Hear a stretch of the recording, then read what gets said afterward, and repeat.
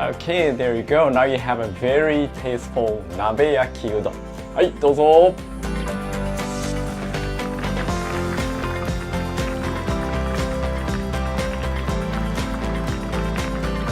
Okay, finally I get to eat these noodles. Okay, right. First I'm gonna try this noodles, udon.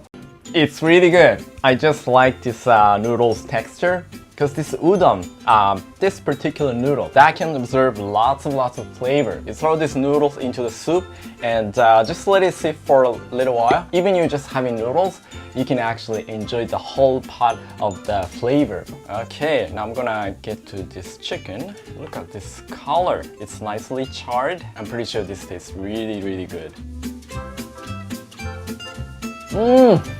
Oh, this chicken is very tender. It's got lots of juice inside, very juicy. Because the way I cook is that just fry until nice and golden brown. Now you can enjoy this fragrance. It's very nice.